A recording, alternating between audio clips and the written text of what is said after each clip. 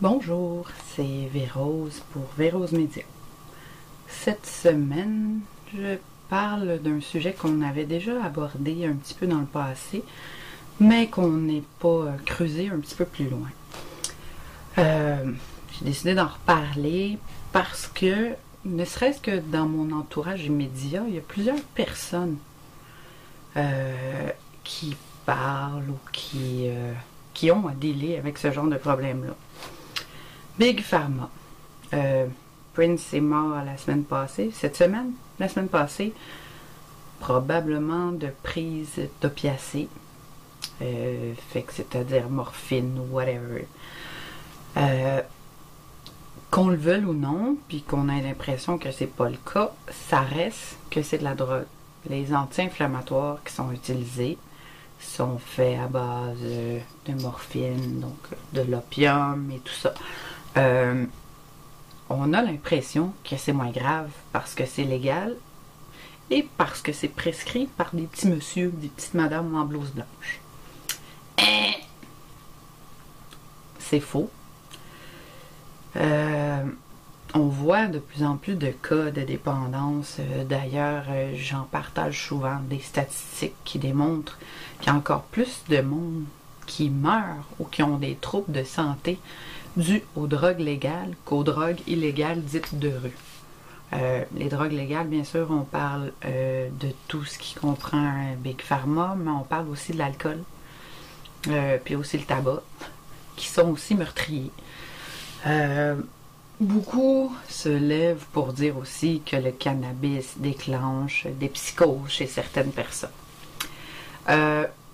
Chez ces personnes-là, souvent, elles étaient prédisposées à ça, puis n'importe quoi aurait pu les déclencher en état de crise, c'est-à-dire une chicane, de l'alcool, trop de stress, un deuil, une tristesse, quoi que ce soit, la fuse elle saute et puis voilà. Donc, on a comme tendance un peu à banaliser la prise d'anti-inflammatoires. Même, il y a des gens qui prennent des genres d'anti-inflammatoires de pharmacie presque à tous les jours. Mélangé avec l'alcool et tout ça, ça peut devenir très problématique. Ça peut même tuer. Ce qui arrive, c'est que dans bien des cas, on commence avec une sorte de médication quelconque, que ce soit des psychotropes, des antidépresseurs, des anti-inflammatoires. Et souvent, il y a d'autres pilules qui vont s'ajouter à ça, soit pour régler les effets secondaires, ou pour régler un autre bobo, ou en tout cas, c'est rare que ça s'arrête juste à une. C'est surtout ça qui m'interpelle, parce que quand on regarde les chiffres des dernières années au Québec, on est 8 millions, 14 millions d'antidépresseurs prescrits par mois. Ça veut dire qu'il y en aurait presque 2 par personne. Puis là, on ne parle pas de toutes les autres médications. Quelque chose qui ne va pas, là. On attend la pilule magique, on attend que les problèmes se règlent tout seul, puis ça marche pas comme ça. Si on regarde aussi au niveau du Ritalin, le Ritalin, 44% des prescriptions canadiennes sont ici, au Québec. Houston, on a un problème. De un, il y a beaucoup d'erreurs de diagnostic. On pourra en parler longtemps parce que moi-même, dans mon entourage, j'ai des connaissances et des amis qui en ont pris plus jeunes et qui maintenant sont toxicomanes, soit de l'alcool, des drogues dures ou quoi que ce soit. D'autres se sont suicidés, d'autres... malheureusement, souvent, il y a des erreurs de diagnostic et ça l'aidera pas du tout. Au contraire, ça va faire l'effet contraire. On fait quoi avec ça, en fait? Faut arrêter à un moment donné d'ouvrir les valves à ça parce que de un, Big Pharma fait énormément d'argent avec nous en créant des patients à tour de bras et pour 1001 bobos, 1001 raisons. Et de deux, faut aussi arrêter de penser qu'un enfant et même un adulte moindrement turbulent ou différent a absolument besoin de médication. Il y a plein d'autres facteurs qui rentrent en ligne de compte. Puis, on n'a comme pas l'intérêt non plus à trouver d'autres solutions parce qu'en fait, ça facilite les choses. Parce qu'on le monde est stone. On gèle notre monde pour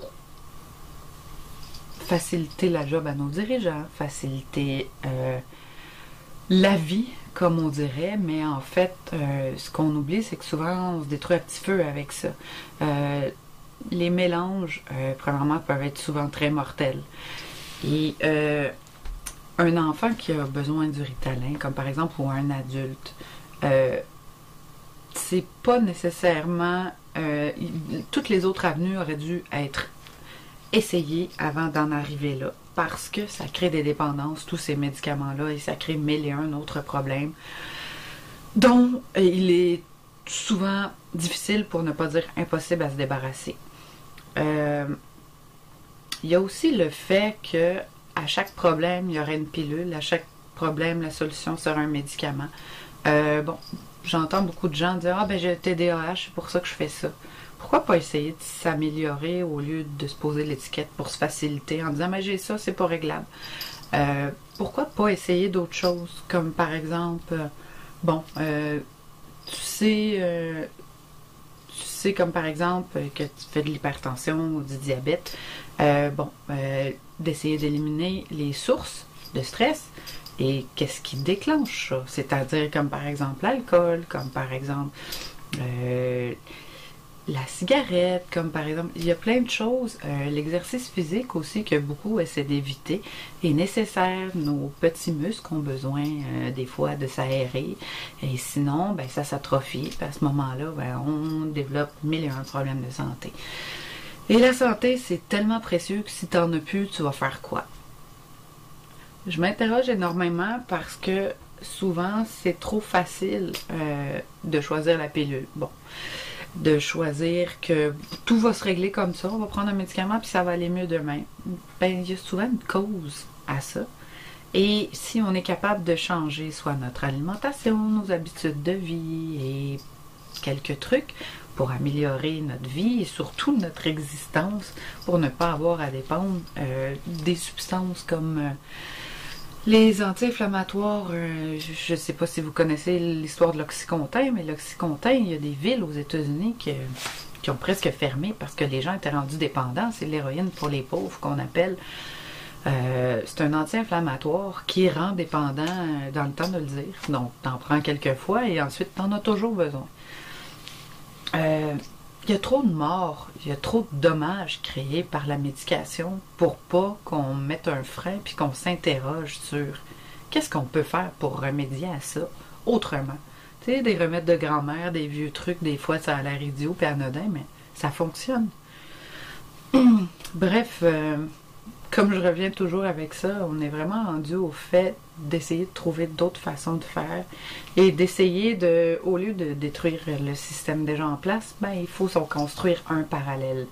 Donc, si tu as des troubles de sommeil, ben des fois l'exercice physique, la lecture, l'écriture, je veux dire, il y a mille et une façons, il y a mille et une opportunités pour essayer d'autres méthodes que la médication qui, à long terme, dans bien des cas, peut être nuisible pour ne pas dire mortel.